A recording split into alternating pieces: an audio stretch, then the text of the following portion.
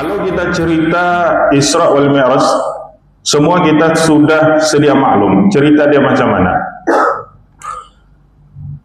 Dia tidak akan berubah, begitu betul cerita dia. Nabi dari Makkah pergi Palestina, dari Palestina kemudian naik ke langit pertama, kedua, ketiga, keempat, kelima, keenam, ketujuh, Baitul Ma'mur, lepas itu Sidrat Kursi, lepas itu Sidratul Muntaha, sampailah bertemu Allah Subhanahu wa Ta'ala. Lepas itu turun, dapat sembahyang, bawa balik sama kita yang kita kerjakan sekarang 5 waktu ini. Itulah cerita dia. Kalau pindik dia, begitulah cerita dia itu. Dan kita memang sudah sedia maklum ceritanya memang tidak akan berubah, sebab macam mana mau berubah? Itulah sirah, itulah kisah. Satu di antara mukjizat Nabi yang agung selain ialah memanglah mukjizat Nabi itu banyak, Al-Quran dan sebagainya. Peristiwa Isra dan Mi'raj ini juga adalah satu daripada mukjizat Nabi SAW yang tidak teranugerah kepada nabi-nabi dan rasul-rasul yang sebelum daripada baginda Nabi SAW.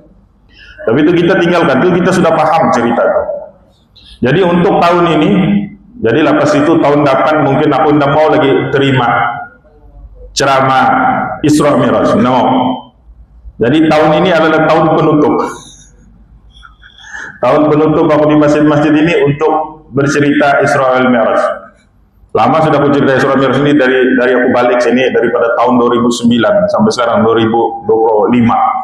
Makanya berapa kali sudah kita cerita Isra Mi'raj. Maka dia baik part itu, part dia penutup ya, ending dia malam ini. Yang tahun ini punya Isra Mi'raj. Tahun depan tidak ada, sudah panggil orang lain lah. Nah, dia begitu. Kalau orang telepon saya tahun depan dah, panggil orang lain lah. Habis sudah aku mau cerita, tiada lagi.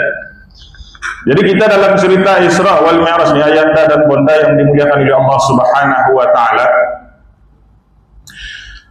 Saya suka mengambil pengajaran saja. Pasal kalau saya cerita pun perjalanan Nabi itu memang semua kita tahu. Nabi tidur waktu malam, perjalanan Isra Mi'raj itu waktu malam.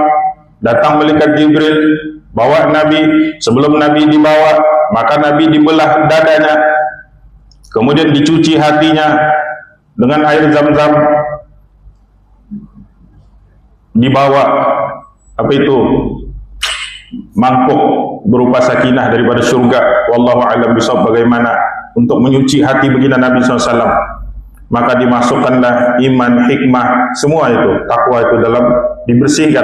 Kemudian dibuang sedikit daging yang menjadi bahagian yang tidak baik, tempat bisikan syaitan. Bukanlah kita kata Nabi karena bisikan syaitan, tidak. Tapi itu sebagai satu simbolik saja kepada kita, bahwa di hati kita ini ada satu.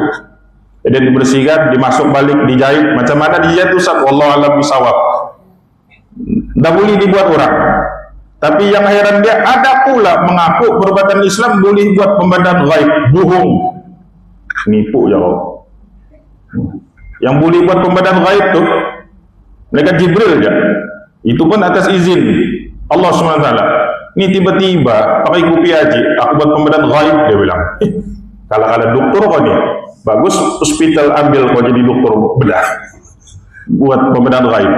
Nah, kadang-kadang orang kita ni dia terpengaruh dengan cerita Isra Mi'raj, maka dia pun mengaku boleh buat pembandaan gaib. Tidak tu, bohong saja tu.